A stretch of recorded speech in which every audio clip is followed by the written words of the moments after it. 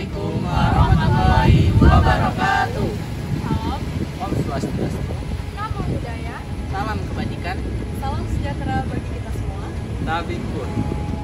Perkenalkan, kami dari Kelompok 7 RBL Fisika Dasar TPB Belawan.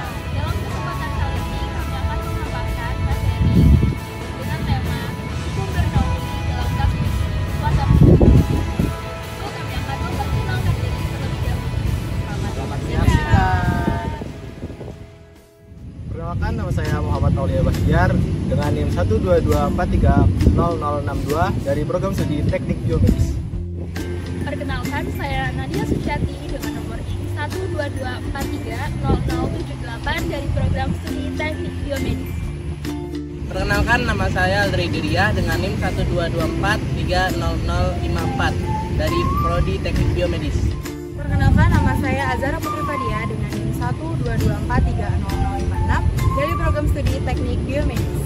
Kenalkan, nama saya Michael Naislalahi dengan NIM 122430066 dari program studi Teknik Biomedis. Perkenalkan, nama saya Andrea Indian dengan NIM 122400073 dari program studi Teknik Biomedis. Teman-teman, tahukah kamu apa itu hukum Bernoulli? Tanpa disadari, ternyata peristiwa dalam kehidupan kita sehari-hari tidak terlepas dari penerapan hukum Bernoulli. Adapun bapak penemu hukum Bernoulli sendiri adalah Daniel Bernoulli pada tahun 1700 sampai dengan 1782. Hukum Bernoulli menyatakan bahwa kenaikan kecepatan aliran dari fluida mampu menyebabkan adanya penurunan tekanan fluida secara bersamaan. Salah satu contoh penerapan sederhana pada water flow. Berikut video pembuatan water flow selengkapnya. Langkah pertama, siapkan alat dan bahan yang akan digunakan, yaitu 2 buah botol bekas, lem tembak, gunting dan cutter, dan selang water pass. Berikut langkah-langkah pembuatan water flow system. Pertama, lubangi bagian bawah dan bagian samping botol.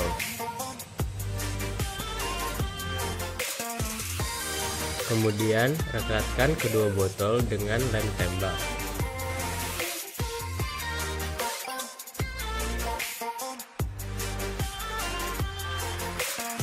Pastikan kedua botol merekat dengan sempurna. Selanjutnya, masukkan selang pada bagian botol yang telah dilubangi. Beri lem pada sela-sela lubang yang telah dimasukkan selang water pass.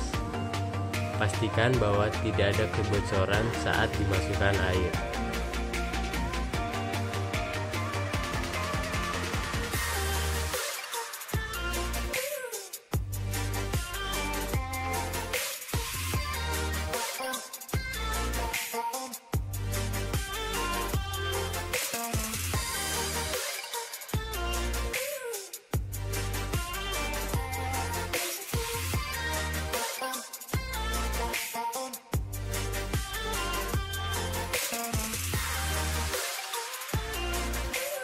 Kemudian isi penuh botol dengan air. Inilah hasil dari penerapan hukum Bernoulli pada water flow system sederhana.